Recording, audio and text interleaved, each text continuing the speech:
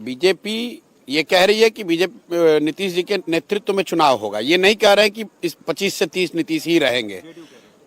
जदयू तो उनका कार्यकर्ता है, वो तो कहेगा ही, क्या करेगा। लेकिन मैंने तो कैमरे पर कहा है कि अगर अमित शाह में और नरेंद्र मोदी जी में इतना अगर दम है, राजनीतिक दम है, बिहार को समझने का दावा करते हैं, तो एक बार ये बोलकर दिखाइए कि आपका एनडीए का मुख्यमंत्री कौन होगा जीतने के बाद, कि नीतीश कुमार ही रहेंगे 25 के बाद। ये भाजपा वाले, उनको मालूम है कि भाई नीतीश जी की हालत जो है वो 25 के आगे नहीं रह सकते हैं। अब आप ये पूछिएगा कि अगर ये उनको मालूम है तो उनको हटा क्यों नहीं रहे हैं, अपना क्यों नहीं बना रहे हैं। वो इसलिए कि भाजपा की बिहार में ना वो ताकत है ना तैयारी है, ना उनकी ताकत है ना उनकी तैयारी है। उनको लड़ना है इनके साथ ही, तो सोच रहे हैं किसी तरह घिसट पिसट के इनके साथ मिलकर लड़ लें।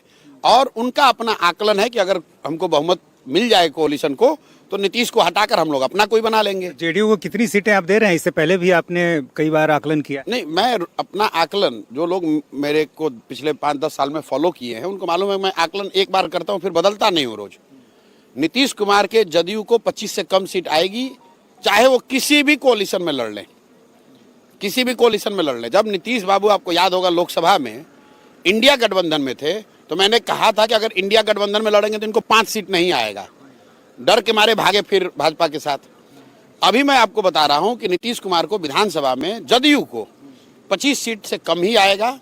और इसके साथ ही जदयू का एज ए दल मुझे लग रहा है कि खात्मा हो जाएगा। जन सुराज में अगर आप ऑब्जेक्टिवली देखेंगे तो सबसे ज्यादा अगर किसी दल के लोग आए हैं तो वो नीतीश कुमार के दल के लोग आए हैं।